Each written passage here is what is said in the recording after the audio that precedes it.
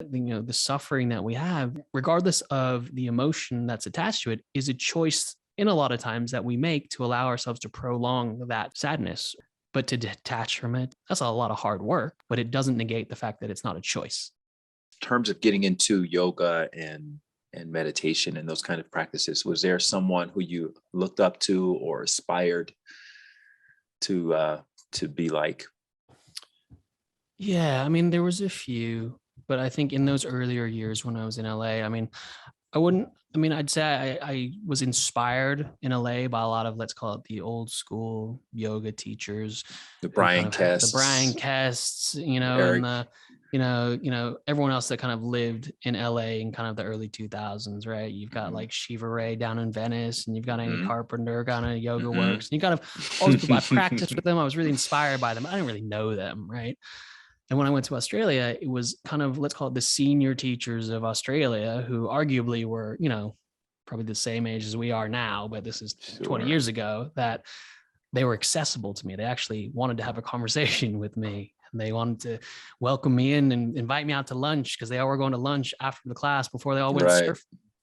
And so it was the first time that maybe that some of my mentors or teachers were humans, right? Or Mm, actually real mm, people that could have a dialogue with. And, and they're teachers you would have never known or never heard of. They were just, I had a teacher who became a really good friend, Alicia Young. She was an amazing teacher in Sydney. Have you ever heard of her? Probably not. But the fact that she just spent time telling me how things were, like, this is how the practice works. This is what I think would be helpful for you. But also we're all going down to the beach after. Do you want to come? And I was like, I'm allowed to come. Like, I thought you just kind of, you come in, it's transactional, you do a class and you leave. And so that was the place where maybe hypocritically to LA, it was like, that's where I found yoga as a lifestyle. Whereas like, that's what the epitome of LA is supposed to be. mhm. And so, my brother was a huge mentor, but from a yoga point of view, it was all the teachers I did trainings with. It's all the teachers that taught in those studios at the time. And, a lot of them I'm still in touch with, and a lot of them I see when I'm down there visiting.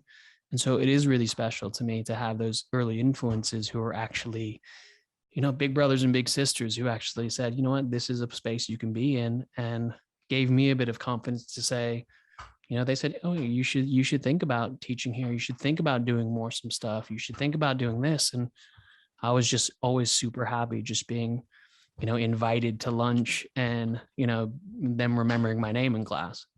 Mm. Were you naturally gifted in terms of your flexibility and all of that when you were getting into yoga? No, I mean, I was naturally aware of movement. Like, I knew that this arm could go up and that arm could hold me up. And so I was a quick pickup, but I wasn't kind of flexible or aligned or able to do fancy things. But I Yeah. was also, my personality was very dedicated of, I'm here and I'm going to get here because this is what I think good looks like. Wanted to do a handstand, couldn't do it. 6 months later, I could. I wanted to be a bit more flexible, go to the classes, ask a bunch of people. There was a time in Australia when I was probably 26 years old, it was 12, 13 years ago, where I was practicing 14 times a week because that was my life. That's where I found friends. That's where I felt the sense of belonging. I'd wake up, I'd go to class, I'd do stuff in the day, and I'd go back to class, or I'd go to class at night, do two in a row because I'd see two different groups of friends. So actually the flexibility was the byproduct of the community. Mhm. And what did you want to offer to the yoga community? Like what inspired you to want to be a teacher? For me, I mean, I'll be honest, when I first started teaching, it was personal. Like, I wanted to be able to do what those people were doing. I wanted to be able to Hmm. share, but I didn't have any tools to be able to do that. It was really interesting for me to see, could I take the seat of a teacher and have something valuable to offer? And so I just wanted to be able to be a part of that community in Australia and the part of the community in LA and say, I've got something I can share. And so, you know, I did teacher trainings because I wanted to know more. I kept doing teacher trainings or kept studying or diving into more things because I wanted to educate myself. But I never wanted to be a teacher. I was never wanted to be a teacher for the longest time because I was Mm. like, I think I could do it. It's a bit like, I always wanted to be in the school play, but I was never in the school play because I never thought I'd be good enough to be in the school play. Right. I mean, I remember in like fifth grade, the school, we were doing like a fifth graders version of like Beauty and the Beast. And for some reason, somehow I got cast as the Beast, like the lead role. And then like, I canceled. I like pulled out because I was like, I can't do this. I was like, this is ridiculous. Why am I going to be the guy? And so, and that was always my perspective in yoga is I don't want to be the guy. I just want to have the information, have the experience, be able to share it. So it was all, it's still to this day. Sometimes I find it interesting how I've come to this place, but because it was never motivated about, can I be the guy? It was more, can I just learn more about this thing that is just fascinating and interesting and really cool. And, I find really beneficial for my life. And, Right. yeah. Thinking back to little Michael, I know you were born in New Zealand and you eventually moved to Santa Monica. So I'm sure your earlier memories are probably from the Santa Monica days. But when you think back to your 6, 7-year-old days and the toys and the activities that you were obsessed with, what were some of those ones that you remember the most fondly?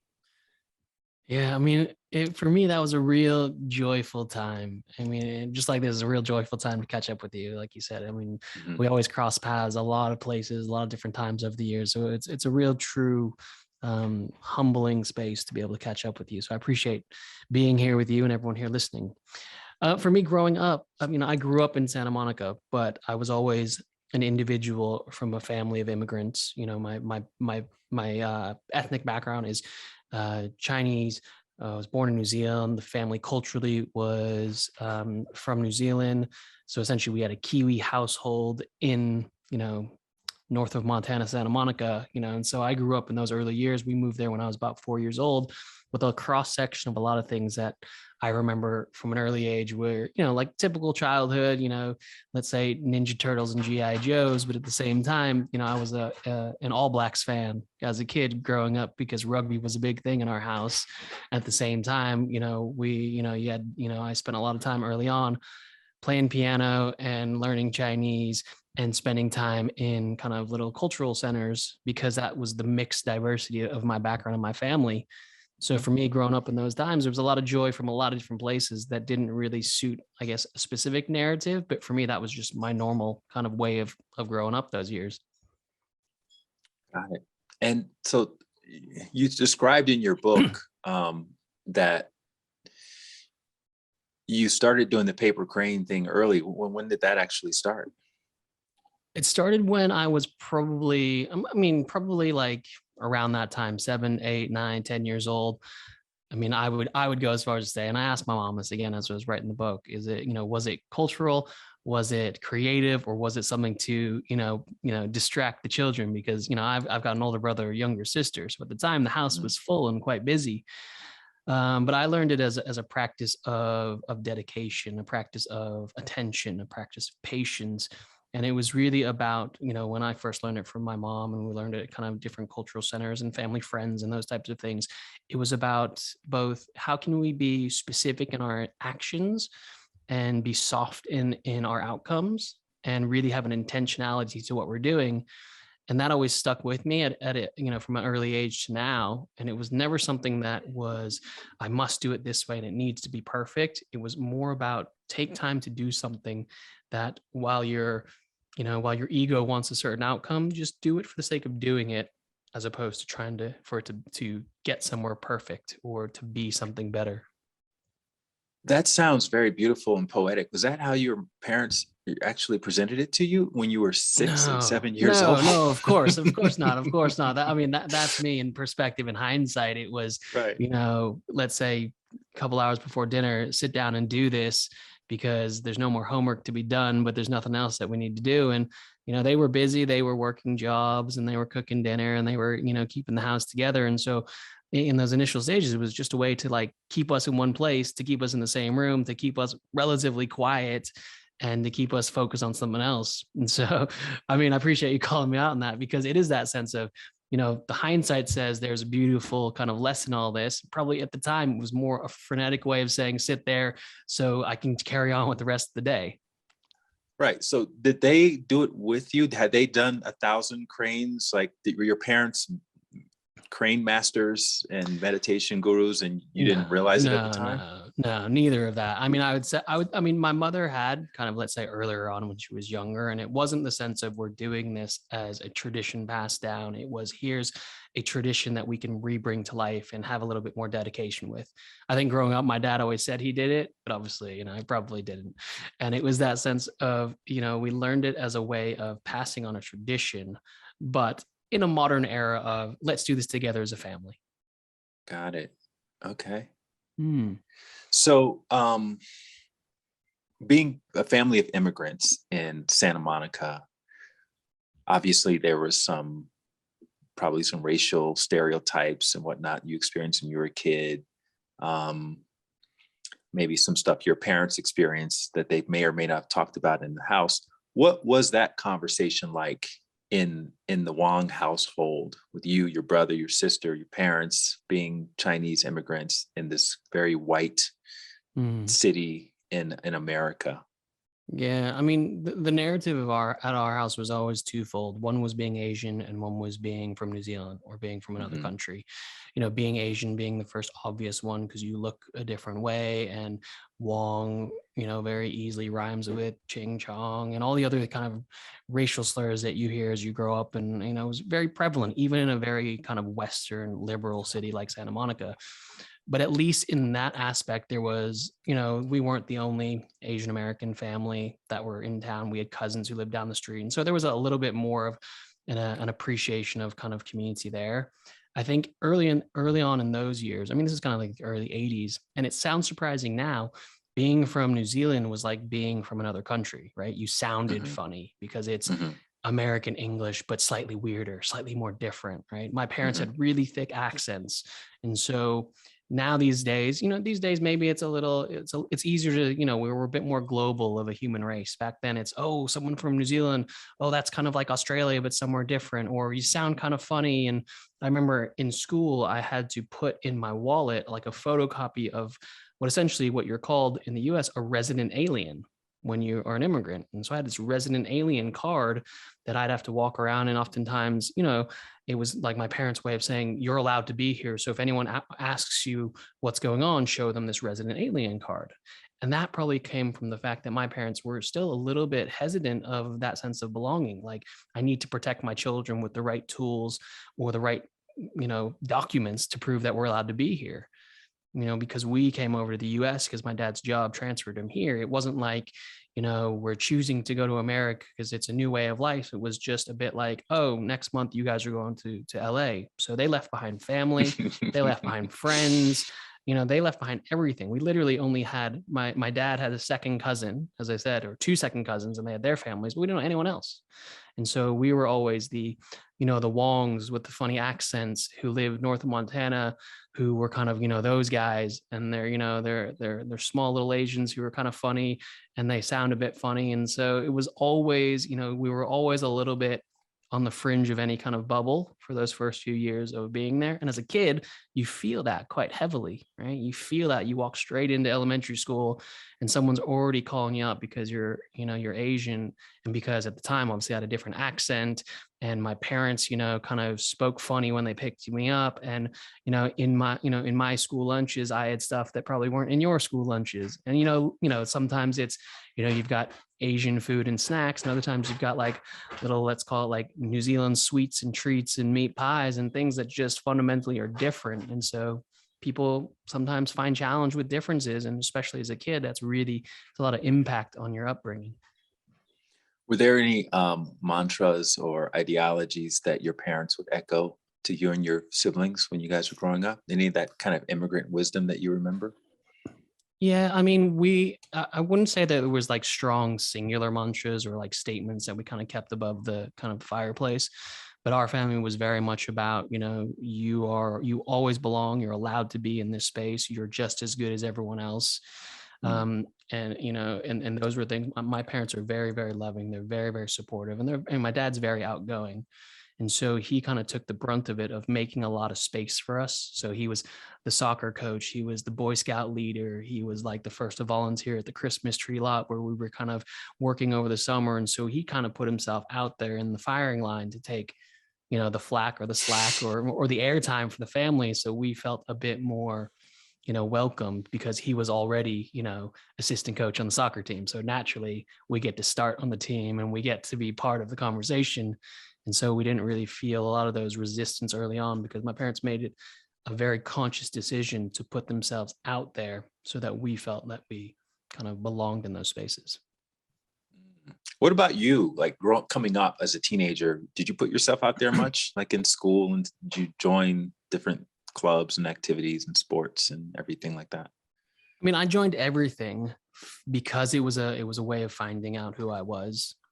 My family culturally, it's a very success oriented thing, right? Academics were very important. Doing well in school wasn't an option, right? It was just a given. So there was an element of, you are going to study, you are going to succeed, you are going to go to a good college, and maybe a little bit stereotypically, what kind of doctor are you going to be, as opposed to, are you going to, what are you going to do when you grow up? And, I think I remember one of those big kind of family moments that, we laugh about, but it was a glimmer of seriousness when my dad was like to my little sister, "Oh, you're not going to law school?" Right. And it was like those little things, those cultural, generational things that pulled through. But I played soccer, I played volleyball, I was in the marching band, I was in the orchestra, I was a Boy Scout, I volunteered, and all of that was out of interest, but also out of necessity to reach the next level. Right. I think we all remember, you go to high school knowing that you need to build up your repertoire so you can get into a decent university. And in order to do that, you got to stack yourself with AP classes and volunteer stuff and show up for all these things. And that just became my natural MO of, can I do as many things as possible and try to use that as my way to build an identity, but also maybe guarantee a little bit of success, where maybe if I just hung back and, let's say, followed just a pure passion, it might have been a bit more of a questionable outcome. Okay, so who did you discover yourself to be while you were doing all those things in relationship to everyone else? And what I'm Sure. asking is, were you the leader? Were you the creative type? Were you the instigator? Were you the funny guy? Like who were you? Yeah, no, I was what you would probably call really solid, like nougat, right? I wasn't the chocolate. I wasn't like the caramel. I wasn't like the peanuts. I was good at, supportive with the group. I was a good participant in any activity. So it's like, I was good on the soccer team because, I wasn't the best, but I could play. Oh, you want to go do music? Cool. I can get involved in that. So with the peer group that I had, which I had, like a lot of people had your pockets based on the sports you play or the music you do, I was very much a confident and a comfortable part of the core group, but never the leader, but also never the last one picked, because I spent a lot of my own time perhaps sacrificing my own freedoms to become proficient or arguably good at things so I could use my skills as a sense of belonging. What did you envision yourself becoming when you, quotes, grew up? My vision in those days were narrow, right? Am I going to go to law school? Am I going to go to med school? What kind of business am I going to do? I had a very narrow trajectory kind of when I was a teenager, because that's all I knew. Because we were, my parents were always like, go to school, you go to higher education, you get a full-time regular job, and that's what success looks like. Because that's the way that they grew up. So that was passed on to me. And that was always in my field of vision all the way through high school, all the way through college. And it wasn't until later that things kind of maybe shifted a bit. But did that idea of success align with where you were within yourself in high school, or did it feel a little bit off at the time? Um, I'd like to say I had the awareness to know it was a little bit off, but I think because of the friendship group I had that were all very smart, very academic, very cultural, very athletic, I had this group that were somehow just great and amazing and all kinds of things that I were kind of spending my time in. And so that just felt like that was all there really was. There wasn't, I didn't grow up with a lot of friends who were off kind of just making music for the sake of making music. They were making music because they were arranging an orchestral piece that they were going to use to apply to go to, whatever, Berkeley School of Music. So, I mean, I probably grew up with a very academic crowd who were very focused on what the next step was. And so that became my identity because that's just all I knew at the time. But you were also growing up in the center of entertainment, right? So you're seeing, I'm sure, kids wanting to go become actors and musicians, and It was kind of the being, opposite though, because where I grew up now, if you're familiar with kind of LA or Santa Monica geography, I grew up north side of Montana, which is essentially the upper middle class entertainment elite. Like, and I joke now because I'm older, like I lived 3 blocks up from like Matt Groening, who created The Simpsons. Arnold Schwarzenegger lived a block over. There was a few years where Mike Tyson lived across the street. Doc Rivers, the basketball coach, lived 2 blocks down. Like, so I was surrounded by all of it. And I went to school with a lot of like the kids of these people. Right. And so that was just, oh, that's just what people do. Like one of the kids I grew up with, his dad was the producer on Cocktails, the movie from like the 80s. It's like all that stuff was so normal that it wasn't aspirational, because it's like, who doesn't have someone within their immediate circle that has done something in entertainment? Because that's just like the MO. Like my I guess family, like my aunt, who's not family, but like, the family friend kind of aunt, she ran the Playboy Jazz Festival for 20 years. Right. She, we have, there's all these kind of people that had these little glimmers of entertainment excitement. But when you grow up in that kind of narrative, it's just kind of, oh, I didn't realize people didn't have that in their vision. And so I actually didn't have those aspirations because it was, it wasn't exciting or different. That was almost like the baseline, where exciting was, oh, well, I actually don't know anyone who's, an accountant or, a doctor or, all these kind of other things that were kind of maybe what people might see as the more regular kind of trajectories. And you decided to attend UCLA, stay in town. Yeah, I went to UCLA on a music scholarship, actually. I stayed in town because. So you were good. I mean, I was all right. I suppose I got by on some skill set and a good relationship with my high school music teacher. And, Santa Monica High School was a feeder program for UCLA anyway. And so we kind of had maybe we had some, some good courtesies between the two. But, I went there on a music scholarship. And when I lived there, most all of my friends left town and went somewhere else. I grew up quite shy and quite real, like connected to my family, especially my mom.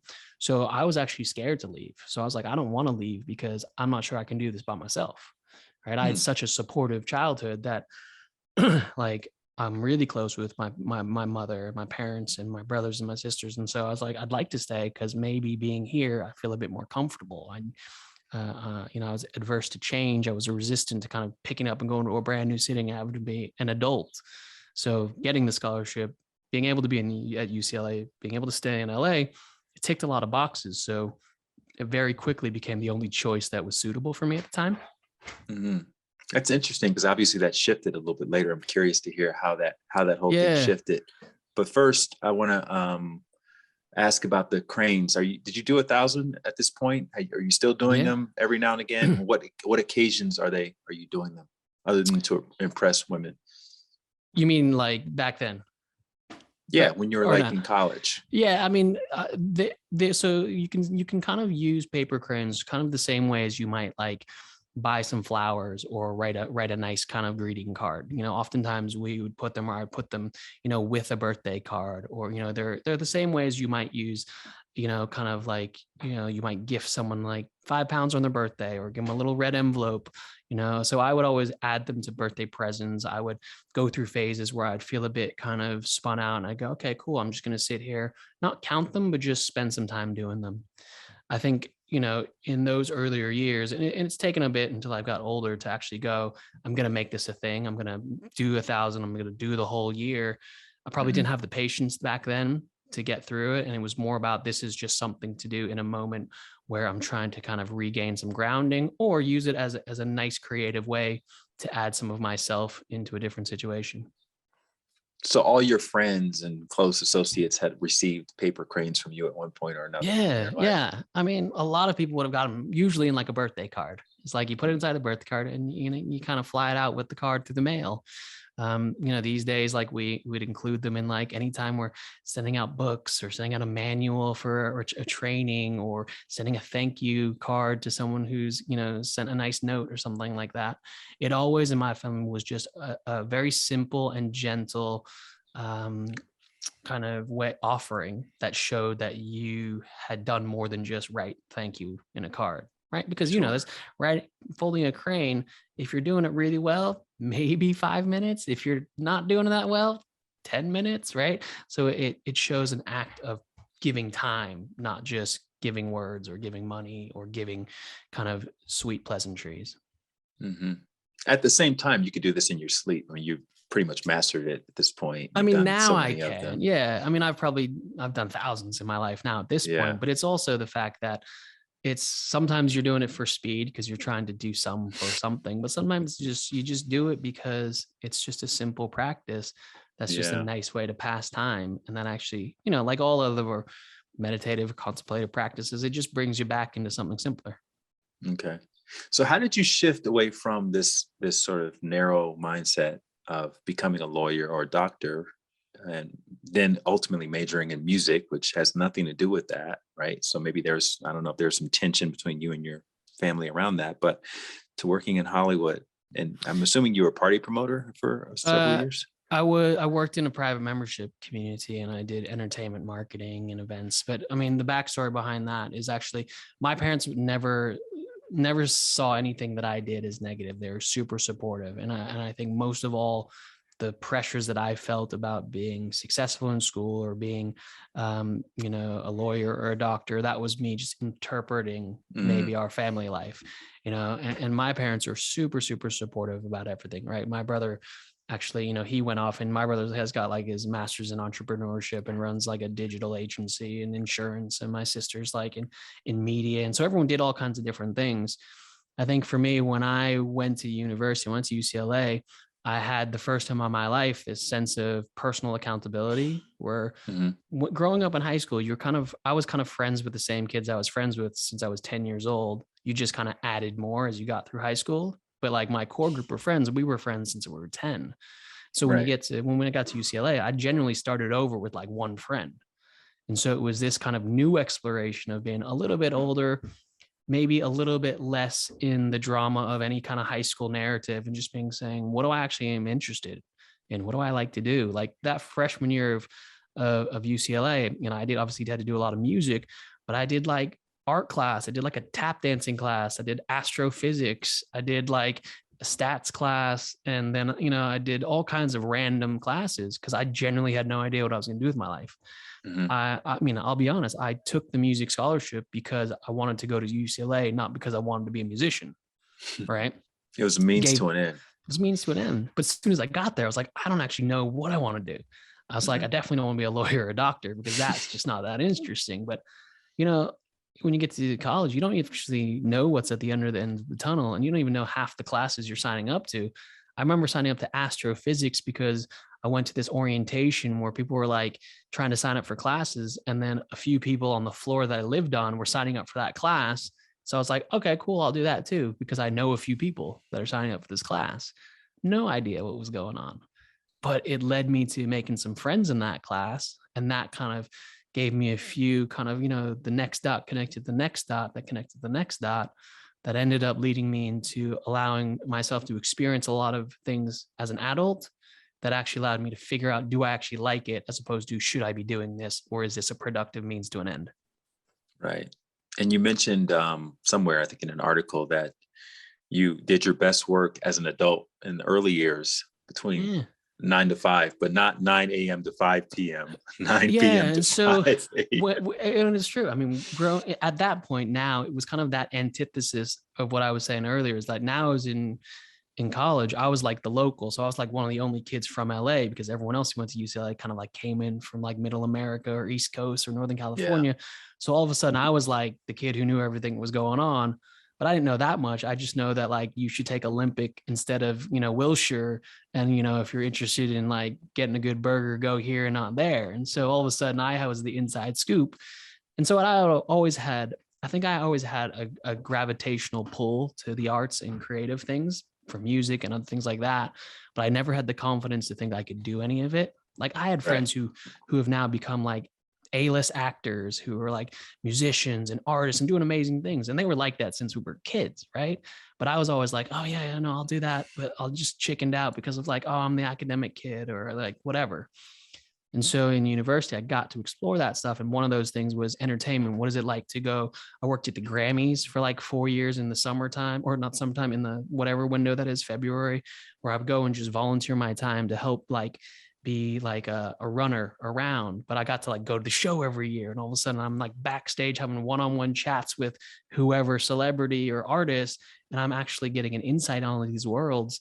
And because of it, let's call it the academic or the success side of me, I was like, okay, well, how do I make this sustainable? How do I build this into a job? Or like, so I like interned one summer at like a PR agency. And then I interned one summer at like Nike, working in their West Coast offices for like, where they like give away free shoes to cool people and stuff like this. And so I had all these like little tastes of it. And then I ended up getting a job at this private membership community club thing that only lasted for about 4 or 5 years, but it was kind of like, let's call it like 2002 to 2005. Let's call it like the Britney Spears era, where it's like, this is like the biggest, the Britney Spears and boy band era. And all of a sudden now I'm out from 9 p.m. to 5 a.m. every night, kind of hustling around, knowing people, being interested, being in cool places. And it was just such a foreign territory for me that I just felt like a whole new sense of kind of discovery of what life was like, because I lived quite a kind of down the line, typical academic, go to college, safe childhood. What were you learning about community and community building at that time, watching this private members community get built and, all the actor community and the music community? Was there any tangible, or I should say, was there any conscious awareness of, wow, these people are able to build this thing and other people are responding in such and such way? I think what I loved about it was there was this gravitational pull of like-minded people coming together, right? And that environment was more like entertainment people, like social people, nightclub people. But it was this kind of, you look around the room with everyone is here with like a similar perspective or a similar appreciation of things. In high school, it was never like that, because you had your academic friends, your sports friends, your Boy Scouts friends, your art friends. And so you kind of connected on a non-activity or identity level. It was just kind of, childhood friend-like status. So I learned a lot in those communities as I got older, in the kind of that private membership communities, of saying, actually, if you create spaces where people have a like-minded perspective or have a sense of belonging, or all just really love the same things, then actually you have these really amazing connections where people are passionate to chat about things, to talk about things, to come back and add things to the conversation. And that was really intoxicating for me at the time, because I'd never experienced it that way. Right. And so what ultimately shifted and propelled you to move to Australia? So for me, moving to Australia, I was 25 years old. So it was about 3 years after I finished school. And straight after school, I went to work for this private membership community. I was then working with Nike in the office. I had a few other kind of brand entertainment jobs. And what ended up happening is that I was in the scene and in the swing of it. But then I had like life hit me in the face, where I got sat down one day and just got fired. I got let go, right? The company was going under. They couldn't sustain their revenue, whatever. And the CEO was like, look, we can't go on this way. So we're letting all these people go, which was pretty much everyone but like the partners and the people who are obviously integral to the business. And so then overnight, my identity was stripped away. I'd had 3 years of going, this is interesting, this is cool, I'm now part of this entertainment community. I'm on this kind of pathway to being like a LA bigwig in the scene. And overnight, it's a bit like, oh, you've taken the job and the label away, and no one actually cared who I was anymore. Right? I had no kind of aces up the sleeve to pull. They're like, oh, come to this event, go to that event. Were And you so I remember, blindsided, or did you kind of see it coming? it was semi blindside. I probably thought I was immune to it, thinking like I would be on the stay in the group as opposed to the Mm-hmm. get out group. And I was 25, so I was naive to the fact that everyone's indispensable except for those with equity and those who are obviously running the business. And they were just downsizing. They were taking it into a different sphere. They were kind of shutting it down for a while and going to start doing little things. And it was this thing where I got blindsided by it. And I was like, I went home and I spent some time with my parents. And I remember this quite profoundly, that because it had all been stripped away, I was like, I need to do something and I'm not sure what to do. And my brother at the time lived in Sydney. And my brother moved to Australia right after high school. He was like, I'm gone. I'm going to go back to Australia, hang out with cousins and grandparents in Australia and New Zealand. And so even before I went, I remember going home back to my apartment at the time going, okay, I need to go to Australia, but I don't know what to do because I can't not get a job. Like for me, the idea of not having a job, getting fired on a Thursday or Friday and have nothing to do on a Monday, that was like terrifying. Like that was, the world is over because you got no job and you're useless essentially. So I spent like a few days. I literally wrote like a 10-page presentation for my parents of like why I'm going to go to Australia and take 6 weeks off. Because I thought they would be, again, really disappointed that I wasn't hustling to get a job straight away, because that's what you should do. If you don't have a job, you get another job. So I remember I put this presentation together. I like designed the cover in like Microsoft Paint or something. And I was like, point one, go to Australia, have an overseas experience. Point two, get some more opportunity to hang out with my brother. Point three, maybe pick up some skill sets so I can come back and get a job in 6 months. And I remember sitting with my parents and I walked them through the presentation and they're like, cool, when do you leave? And I was like genuinely not just surprised, but like almost like I felt like, why are you not telling me to get a job? Why are you letting me do this? And a part of me almost feels like I wanted them to like tell me, oh no, you should just stay and get back to work. And so they said go, because what I didn't realize at the time is that culturally in New Zealand is that going abroad is a cultural necessity, right? New Zealand's such a small island in the middle of nowhere. So culturally, everyone's like, when you turn 18, you need to leave for a year or two. You need to go see some stuff. And at that point, I had done elementary school, middle school, high school, college within like a 2-mile zone. And my parents were like, cool, go see the world. And so that was my big kind of, let's call it, moment of epiphany where I need to leave and see what's up, because right now, I think the whole world revolves around LA. And, if I couldn't live here and work here, what else was there to do? And so they supported me and they said, good, get on the plane, go see your brother, come back when you're done. Went there. Yeah. Well, went hold there on a and second. then was There's one other piece of the puzzle that I wanted to just talk about briefly. You were an asthmatic. Was that still something that was happening at that time in your life when you were like 25 or so years old? Yeah, I still am. I mean, I've had severe asthma since I've been 4 years old, and I still have it to this day. Right. And so that was always a part of kind of, it always gave me different perspective, right? I was never able to be as active as everyone else. I always had a mindset of limitations. What is something that only another asthmatic would understand about your experience, that someone who's never had that before would never consider when they're like planning or doing things or whatever like that? I mean, a lot of it is based on, am I going to have an inhaler? Like, can I do this activity and not feel like I can't breathe? Most people, if you don't have asthma, you don't know the feeling of not being able to breathe. You don't know the feeling of literally being fully conscious, awake, alert, but not being able to know if your next breath is going to be sustainable enough for you to kind of be okay. Just out of the blue, or when you're exerting usually lots out of the activity blue, but or something? it's either exercise. For me, a lot of it's allergy. Like I can walk into a room and like I'm pretty highly allergic to cats. If I like came to your house and you told me there were cats, I'd know within 30 seconds. And in 5 minutes, I'd probably be in a pretty bad situation, right? When I was younger, it's like, there were so many times I'd go to like a friend's house where it wouldn't go well. And you'd have to run straight to the shower and like wash off all the dander, or just exit the premises and get home and like get put on these big like nebulizer machines. And so like for me and for a lot of asthmatics, everything is metered on, am I going to be okay in this environment? Which is probably why I was a little risk averse to leave home during college. Like, am I going to be okay going this place? Am I going to be okay going that way?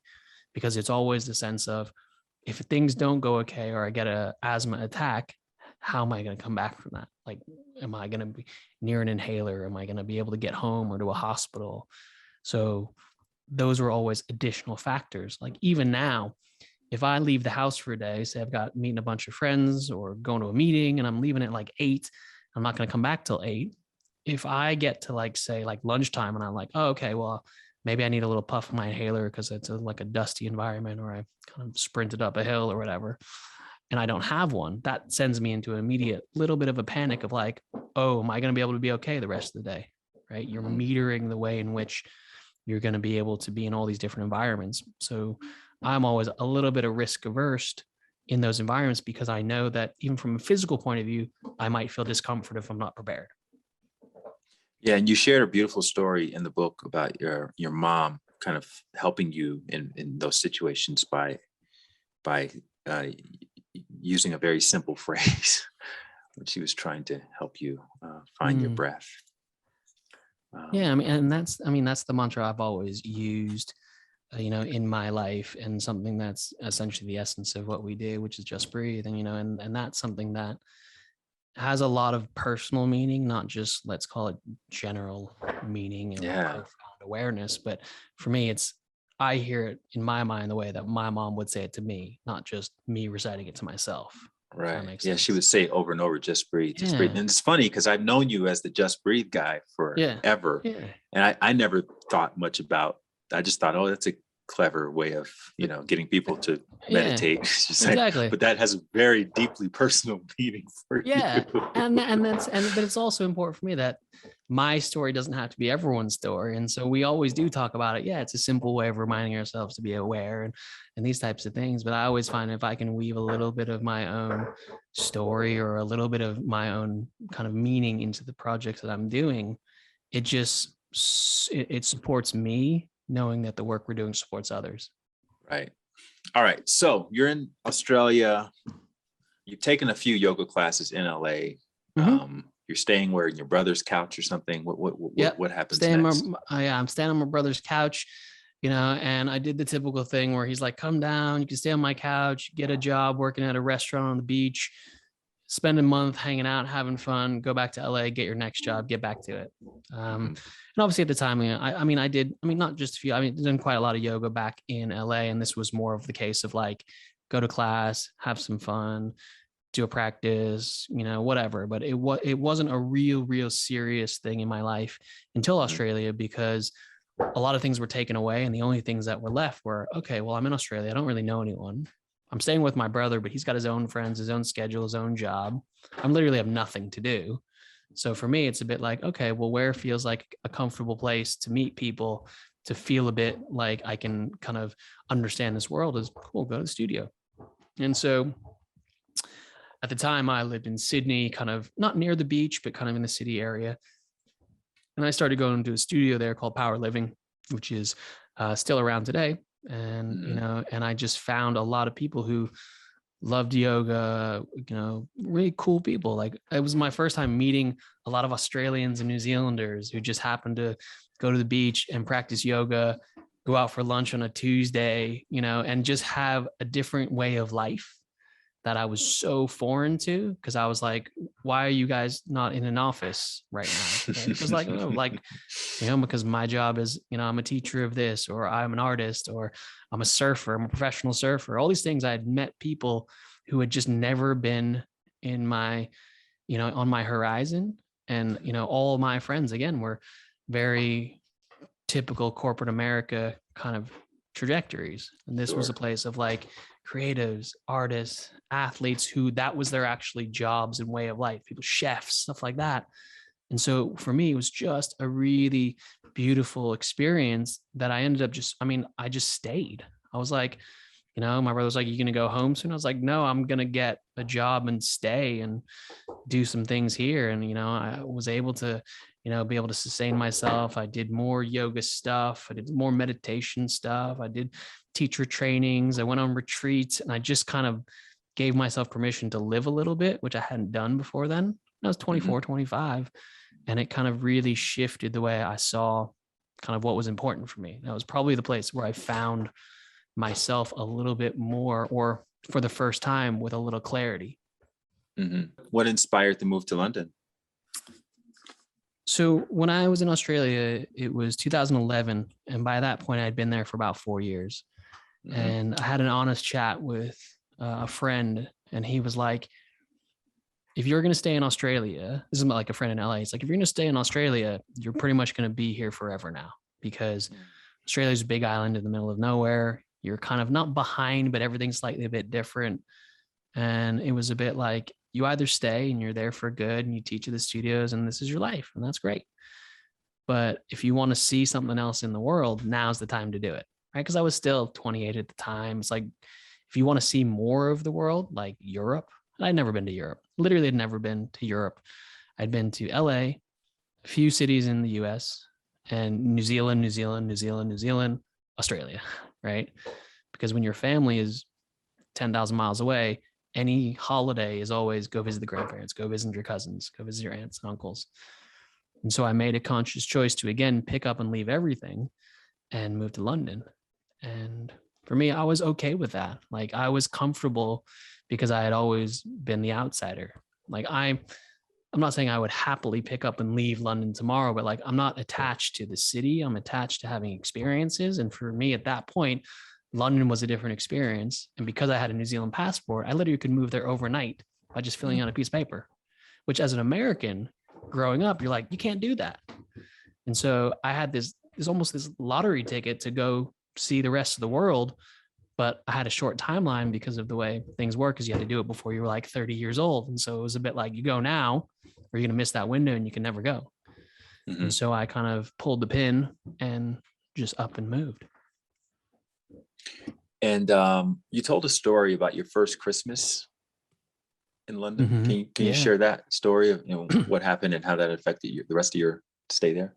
Yeah. So when I moved to London, it was a bit like moving to Australia. I didn't know anyone. I literally had one cousin. She was married with one kid who was like 6 months old. So it was literally like, you can stay in our spare room for 2 weeks max when you arrive. Because it's a bit like, we've had a kid.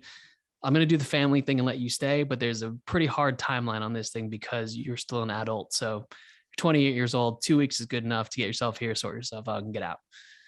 And that was like August or something. And so I got in, found the first place I could live, started to do some freelance work in like marketing just so I could kind of have some income. But I didn't really know anyone. And it took me quite a while to figure out how London works as a city. There was no yoga community like it is now. I didn't know anyone, of course, like I do now. And so I spent the first few months just kind of being a tourist in town. So by the time I got to Christmas, I didn't have any viable plans that warranted me doing anything meaningful. Like, and at that point, flying back to LA, like you're talking like a $2,000 flight. And so there was a lot of things that were just not possible. And so I was never one who was like wanted to take an invitation to someone's house for Christmas out of courtesy when you're kind of disrupting their Christmas plans and they're just inviting you because you're the roommate that just moved in 2 months ago that has nowhere to go. Right. And so I was kind of like, you know what, let me do my own thing. And so I was, okay, what can I do that can be of service? What can I do that is interesting? And what's an experience that is for me? And I was just Googling around for some, charity, volunteering, things to do at Christmas. And out of just a stroke of luck, I came across an organization called Crisis. Crisis works with homeless shelters and supporting homeless people in London. And there happened to be a shelter like down the road from where I live that needed volunteers. And you go on the website, you sign up for a few shifts, and bang, you're in. So I signed up for my shifts. I went there on the first day, and it was just, everyone's done a bit of volunteering growing up, but this was like 10 hours a day. Everyone's there staying there overnight. It's a full on, sheltered community. And I was like, this is actually really different for me. Everyone was equal, right? You've got 300 homeless guests there just talking about, the football game. They're just talking about what's on TV. They're arguing over politics, the normal things. But there was so much difference that you might think from the outside of, I'm over here and you're over there. I'm at this economic status and you're of that. But you walk into a space where everyone's just equal, playing bingo, like just having a Christmas bingo competition.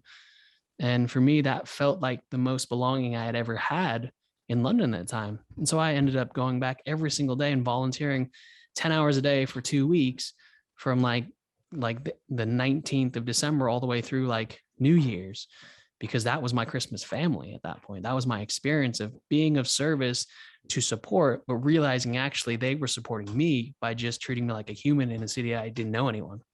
Mm-hmm. And I've was the stuck plan? with them.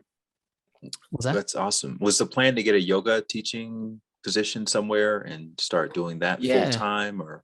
Well, I was teaching from the moment I arrived here, but it was so different because I was still trying to figure out where I was. I ended up teaching in a few places that were like on the wrong, like not the wrong side of town, just like I was teaching somewhere was like an hour from my house, and you had all the fatigue of travel. And even though I arrived in August, it was a bit like it took me until the new year to figure out actually where I wanted to be. I'd even moved like once or twice before the New Year's. And so, I was literally trying to figure myself out then. And I was still grasping on to the idea that, am I going to stay? I ended up also having a lot of friends come to visit. So like I had people I knew, but I wasn't meeting locals. I just had my friend from LA was coming for 2 weeks. A friend from Australia was here for 2 weeks. And so like I didn't have any rhythms of rooting down. So that was why it was such a unique experience over Christmas. And it was somewhere where like I wrote in the book, it's a place where no one there cares what you do for work, because no one in there has anything to do for work. So it's a bit like, why are you talking about that? Let's just play bingo. Yeah.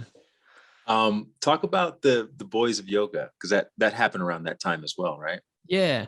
And that's a project that was really, it kind of came out of a personal need for community, but then kind of spiraled and snowballed into this bigger movement, which probably a lot of people will know me from or with or a part of. And I was trying to recreate those communities I felt in Australia and the lifestyle and communities I felt in LA, right? Because even while I was living in Australia, I'd still go back to LA like, 2 or 3 times. And so I really grew a big LA community of yoga, a really big Australian community of yoga. And so I got to London, and literally like the time there's like 5 yoga studios and everything was so disjointed and apart. And how can I create the awareness, the accessibility, and the community that I felt, surf, skate culture, lifestyle friends that I grew up that just feel like high school friends, but within the yoga community. And so that project was, how do we celebrate yoga just through a different lens, through a different kind of conversation? How do we show that the practice is not just for guys or for girls? It was, how do we open the door for everyone? And sometimes to do that is you just need to turn the lens towards a part of the community that at that point hadn't had a lot of visibility, because that's not where maybe the mainstream conversation was, right? But I already knew that.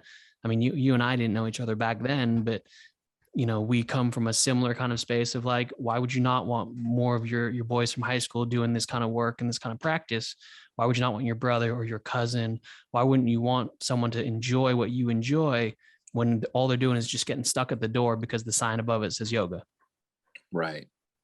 Yeah. And you've been meditating at this point for how long? Yeah. How many years? I mean, realistically, probably at that. I started yoga and meditation back around the 2002, 2003, probably more in the sense of the studentship of like, you go to class and you do it, you go to a little meditation circle and you kind of get a chance to experience it. I grew up with a few friends who had I kind of first did a practice with like a friend who had a grandpa who was a teacher. So you kind of had Buddhist monk. Yeah, you had these little spurts of experiences without knowing the bigger picture of it. And again, it's different now because we live in a world and in a bubble where it's far more commonplace conversation. And so, oh yeah, every 10-year-old has probably, done a little meditation with their mom, which is wonderful, but that just wasn't a thing back then. And even in LA and places like Australia, where let's call that wildly Westernly progressive in these practices, it still wasn't the biggest mainstream thing. So, I always found meditation first within the 4 walls of a yoga studio. right? Or in, within like, there was the come to the yoga class, stay 20 minutes after for the meditation practice. And I was able to experience it early in those spaces, and then found it as a continuance as I kind of grew up and grew older. But it was in Australia where it really became a personal practice after I had a chance to spend a lot of time with my teachers there and just be around people who did it themselves, because I didn't know anyone who practiced yoga at home or did their own personal meditation at home. Like, you just go do that in a studio. Had you learned Vedic meditation at this point? I first learned Vedic in like 2016. So probably or similarly around, I think it was like, I think in the first few years I had moved to London, maybe. Right. So when you started Just Breathe, what was your day-to-day practice like, and what was the origin story of that? Because that happened like within a year after starting the Boys of Yoga, right? Yeah. So the origin story of Just Breathe was actually really, for me, really unique. At the time with Boys of Yoga, I had created a lot of friends and relationships on the international kind of community, because I was from LA, and because I spent a lot of time in Australia, and because for me it was really important to kind of be a part of a community. I just kind of knew I was in lots of different kind of friendship circles, which was kind of a unique space to be in. And I ended up teaching quite a few wanderlusts back in like 2015, 2016, in those first few years of Boys of Yoga, where literally I remember we had launched Boys of Yoga, and like 3 months later, I got a random email in the same week from like Wanderlust HQ in New York and Elena Brower going, "Hey, let's do some yoga stuff together." And I'm like, "I'm sorry. Yeah, I'm in." And I had this beautiful experience of like being able to do Wanderlust in Bryant Park in New York with Dharma Mitra, right? And wow, right, those earlier years where it was like 8,000 people, Dharma Mitra, and some amazing teachers. And I had these experiences that were so powerful. But then I kept realizing that in the space of the Wanderlust, it was always about the running and the yoga. And there was no spaces where there was just about the stillness, the quiet, the meditation, right? And at the time, even there weren't there weren't big big meditation events. There weren't things happening. This is like they're the only people you'd ever hear whispers of. Oh, that guy Light Watkins from the US. He does some retreats. He does some things. Does Wanderlust, but there weren't 25 of you kind of really pushing an amazing message and giving people access to it. There wasn't a lot of digital content. I think it was like right at the beginning of kind of when like the Big Quiet was starting to launch in New York with Jesse and all his stuff. But I was also like from London. So I was like on the other side of the world. So there's nothing where we were doing it. And I remember doing Wanderlust, and I was doing it. I just finished the Australian tour like in 2016. And this was, I was doing the yoga. Johnny Pollard was teaching meditation. We had a bunch of like amazing teachers, like Dustin Brown was teaching, Josh Blau, Jason Tapatu, all these teachers from Australia and New Zealand. They were kind of the amazing teachers down then. And I became really good friends as well with Arlie Lieberman, the guitarist, if you remember him. He did a lot of Wanderlust. And Arlie and being a fellow Kiwi or lived in New Zealand, we obviously had a really good friendship. And he was like, "Oh, I'm coming to Europe just for holidays or something." And I was like, so I had this moment where I'm like, if you're coming over here, why don't we try to create a moment here in London that is mimicked how we were doing it in Australia? Right. This is before Wanderlust in the US, in the UK, before any big festival, before any like Lululemon, there was no bigger, wider, let's call it community proposition. It was a lot of studios and things like that. And so I said, let's try to do it. And he was like, "Do you think it'll work?" And I said, "I have no idea." And we went and rented out this little brick room that was kind of cool in Shoreditch. It was just kind of like a cooler area of town. And we put up some lights, and we put some candles out and borrowed like 50 bolsters from the local yoga studios. And Lily just said, "You know what? Let's just invite everyone for $5. It'll all go to charity. And let's see if we can get like 30, 40 people to come through." Called everyone I knew, called all the people who like went to yoga class. And I said, "No yoga mats, no yoga clothes. Bring your friends, bring the people from your office, bring your neighbors.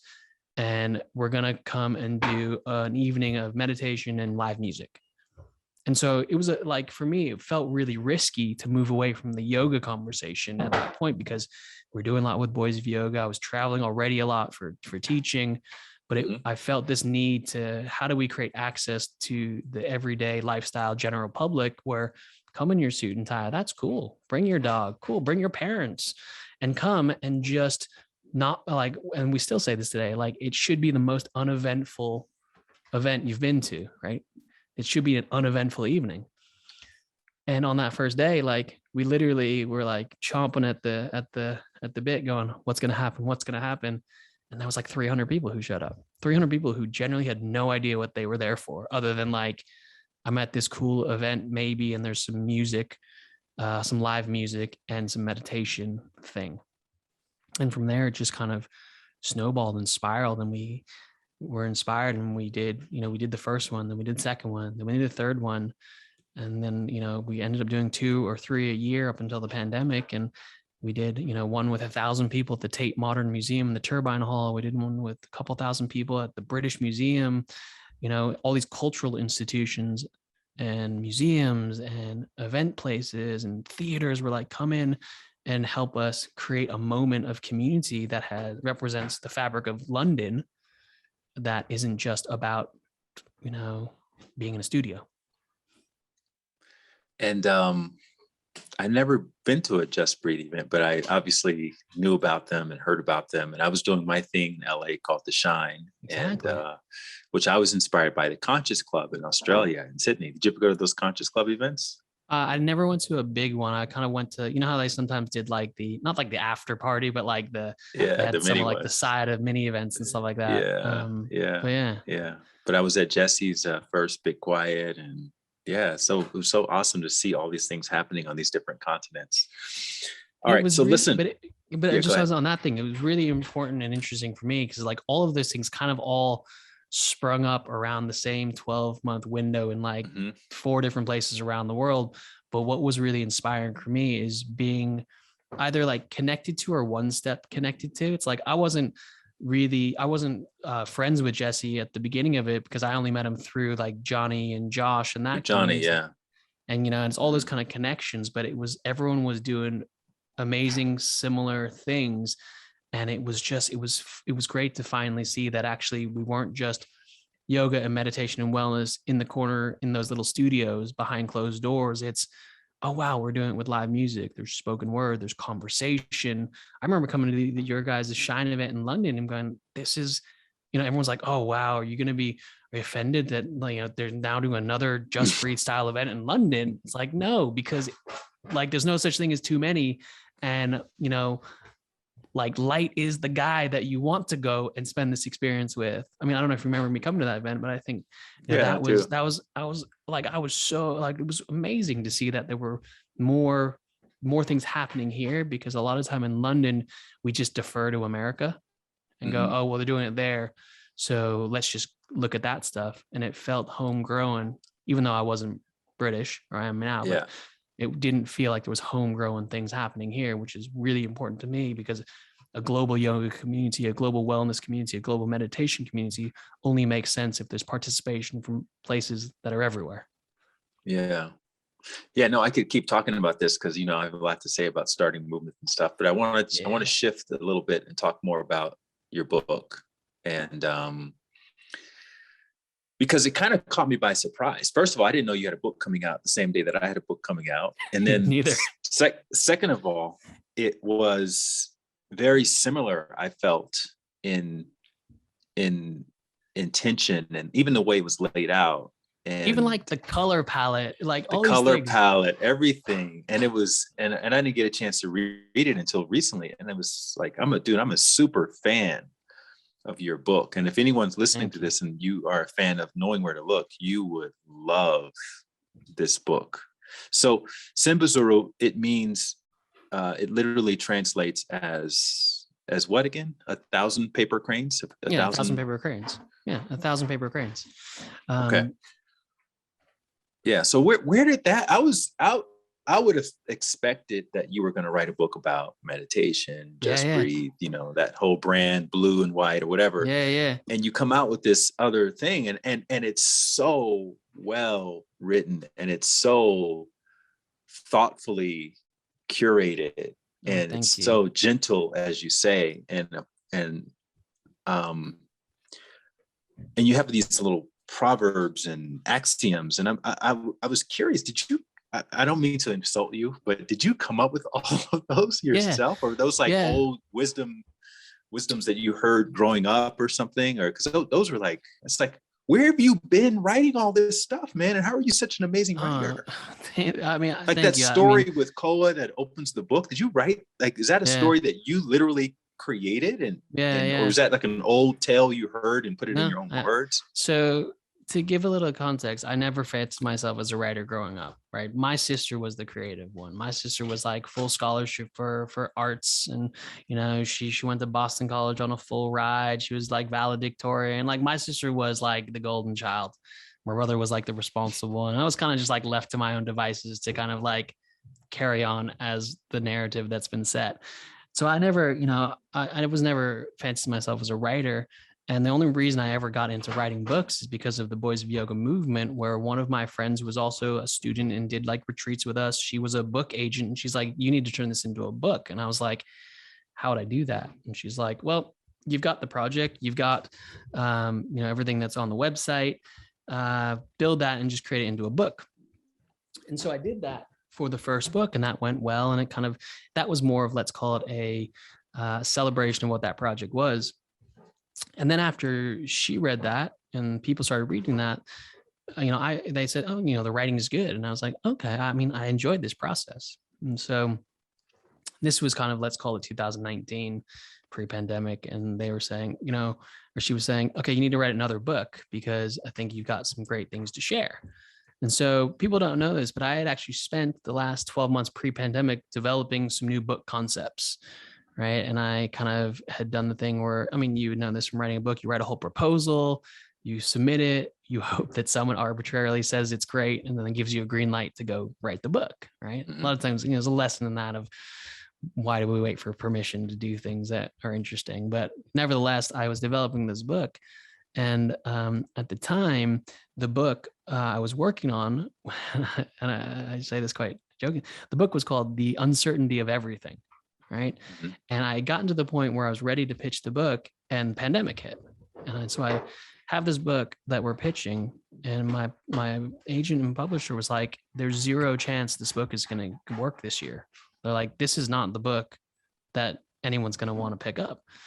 And they said, right. And they, which, I laugh, and, and then she comes back to me and says, what the world needs right now is something gentle, something that has intentionality into it, something that is what you already do, but in a vehicle that allows people to feel it as an accessible thing.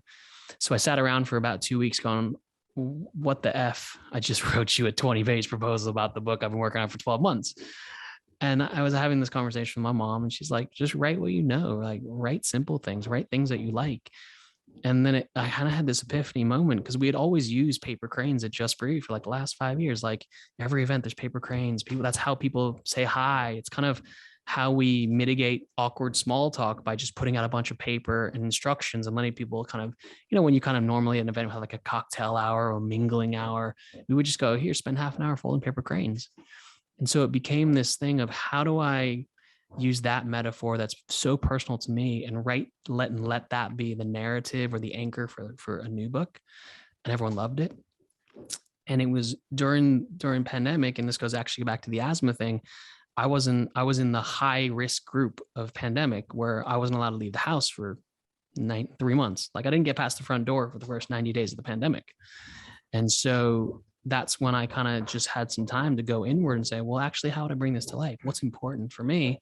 And I just started writing. And I just wrote, and I always loved poetry. I love short form kind of ideas. I love, the sharpness and the witticism that you can pack into less words. And I'd always really enjoyed that, but I obviously never thought I could write it in such long form with potency. And it was like the thing when they had said, okay, go write the book. And I say this because it's worth sharing, is when I proposed this book, it was like 10-page. was like a 10-page PDF with pictures in it, right? There was literally like no words in my book proposal. And so I had a few of the quotes and a little bit of a, this is what I want to talk about. And so I just spent the time reading lots of books, thinking about the work that I teach with, thinking about the things that are important to me, finding the way I wanted to say it, and then spending time letting the words come from it.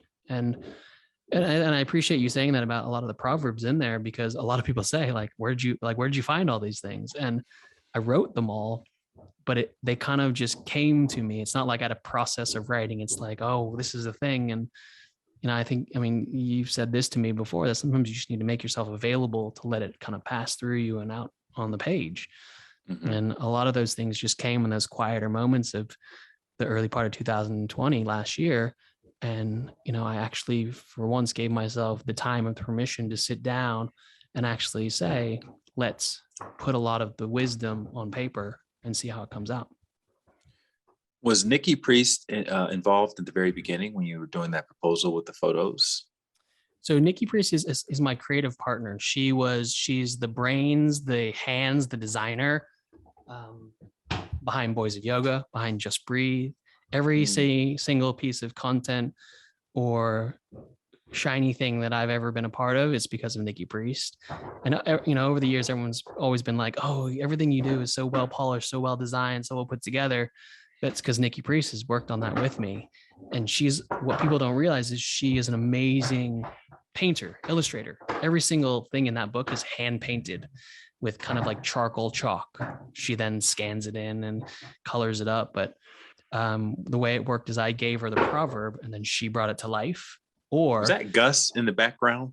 Sorry, there? That is Gus. That is my dog, okay. Gus. I just want to make sure people don't think it's my audio that's off. That's like, my fault on the audio. He's kicking a thing and we're at home.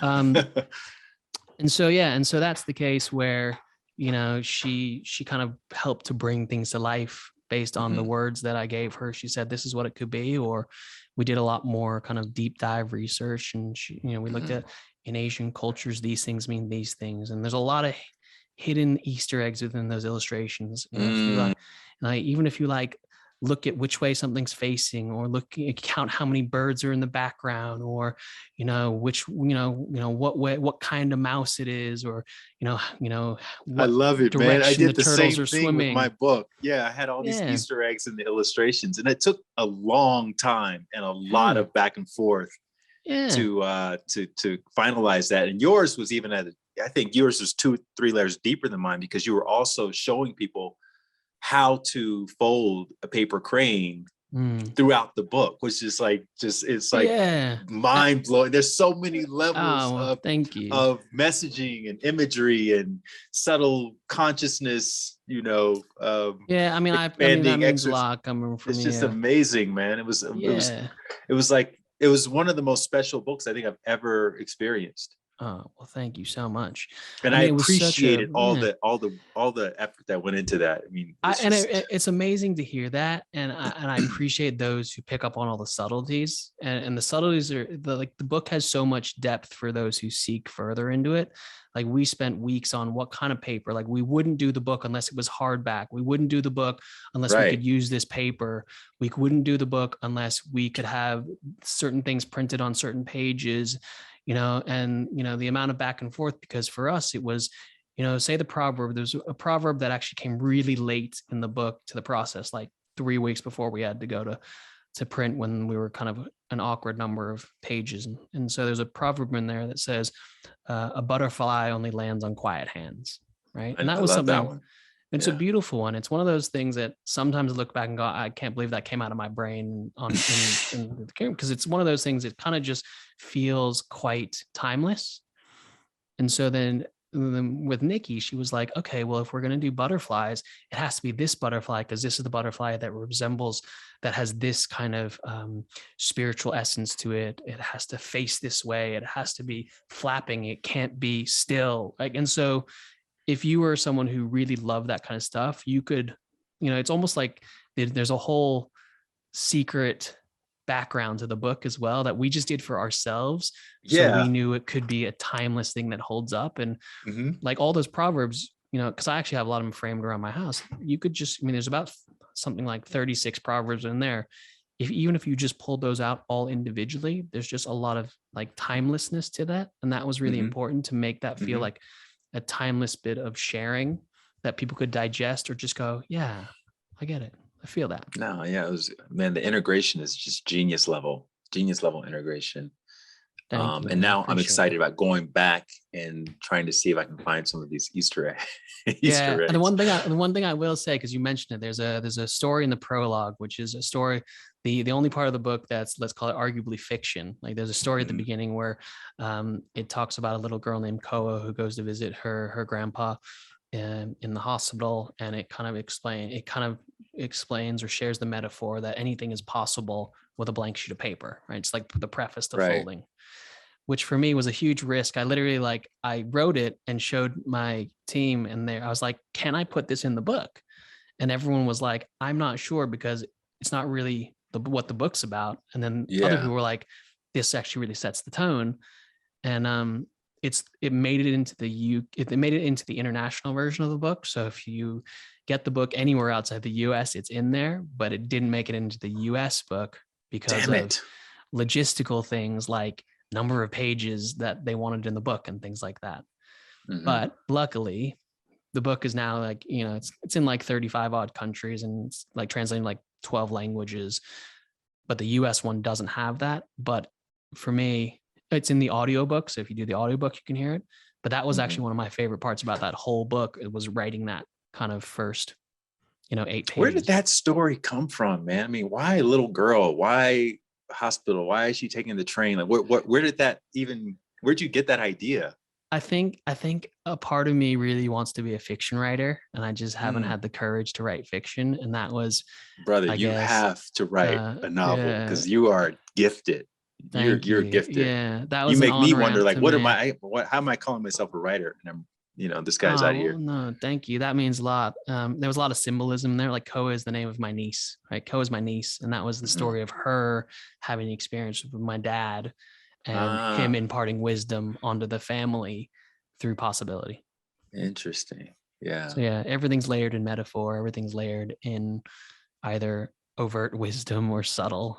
yeah, But I find a lot of joy in writing fiction. I'm not sure I've got the courage yet to do 80,000 words of fiction to yeah. see how that would unfold. I also want people to understand this is not. We're not talking about stock stories and and like very surface level type of anecdotes.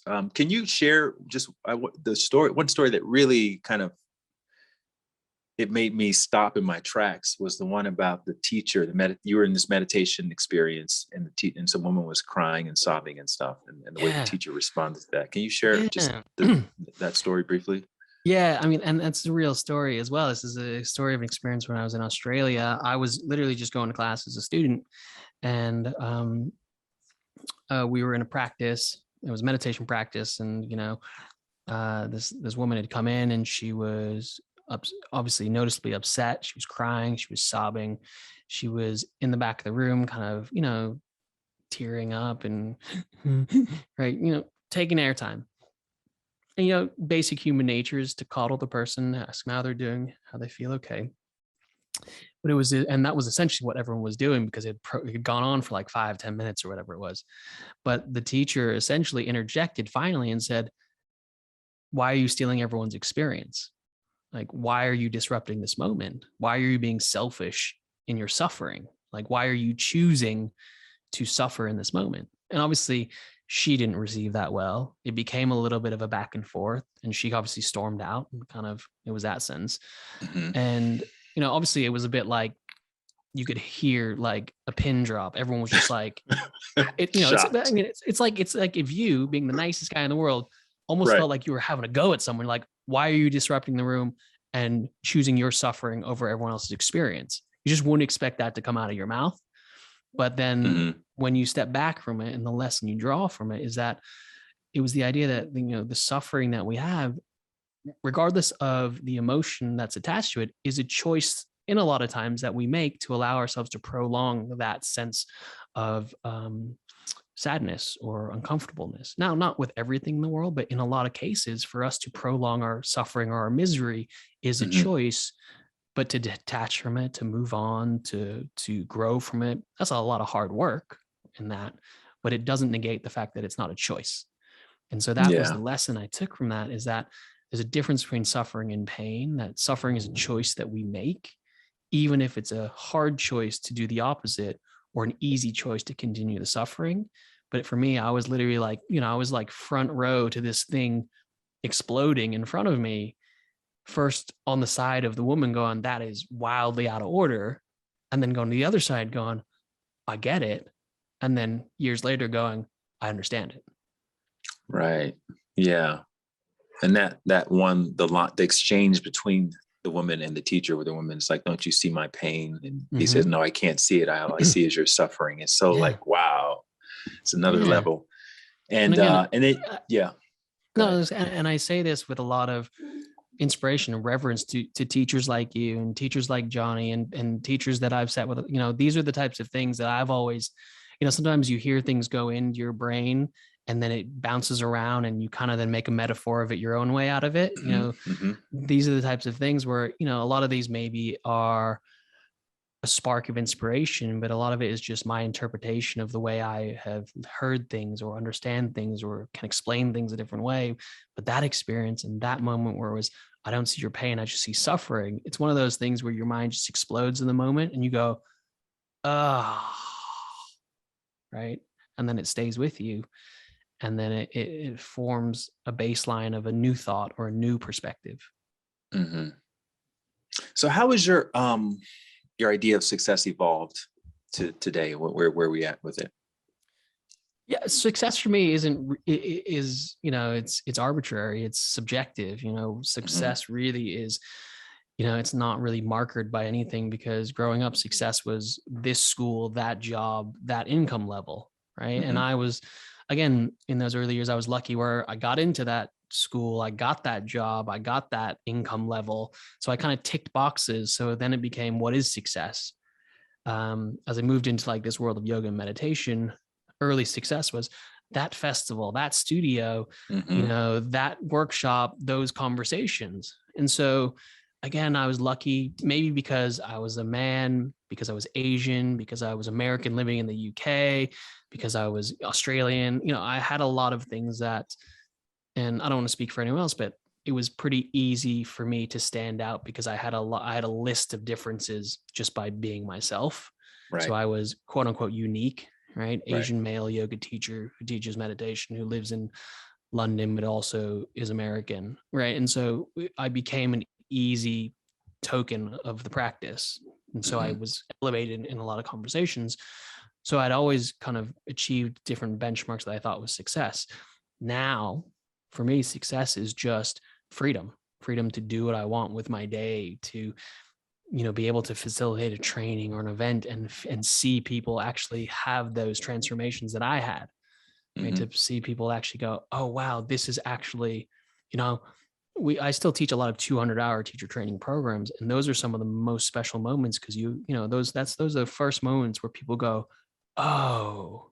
Or we go to a Just Breathe event. We have a monthly event called Quiet Club, which is open to the public, general public. Come, conversation. We go community, conversation, and quiet. And you just have people, you just literally see light bulbs switch on, right? And for me, success is to be able to create environments, communities, and spaces where people can have those epiphanies that I were lucky enough to have in my own journey with it. And especially now more than ever, post-pandemic or wherever we are in pandemic, there's a lot of things shutting down. There's a lot of light bulbs and lampposts going off. There's a lot of studios closing. And I think there is a need, at least for me, that success is maintaining spaces that people can have these kind of sacred moments or special experiences and feel like they're a part of something, because there is a lot of hardship out there in our community as far as longer term sustainability at the moment. And also, one of my takeaways from your book, I think on a personal level, would be success is being as present as possible. Yeah. I think the world is easily distracted. There's more temptation and, distraction than ever. And so how can we gift attention and time as a metric of success? And oftentimes for people, I remember growing up, I always had the friend who would always happily give you money or pay for something, but would never give you their time or to have a Mm. conversation. It's like, oh, let's go out for dinner. No, it's cool. I'll just buy you dinner and send it to your house. Or, oh, we're all going to go shopping and buy a present for Vanessa for her birthday. Oh, no, here, let me just give you $20. Just write my name on the card. And for them, that was equal inclusion. And that seems to be a lot of times how our lives work now. We're looking for efficiency or efficacy or easy ways of kind of accomplishment, as Right. opposed to quality time, conversation. And that somehow has become the rarity of, can I just have quality time? And I can be as guilty of it as other people, where I'll say this honestly here in this conversation. You and I, we've known each other a long time. I love these conversations. I should probably message you and just voice note you more, out of the blue, not needing to schedule something that we're going to put out, because I get a lot out of just listening to your voice or asking you a question, or, and I have lots of people in my life that I do that with. And success for me now is doing that with intentionality, with presence, proactively, without motive or reason or output. I love that. And that is a really great reminder. And maybe let's do that. Let's do that. Yeah. If you like that video, you're going to love the next one. Click this thumbnail right here, and I'll see you over there.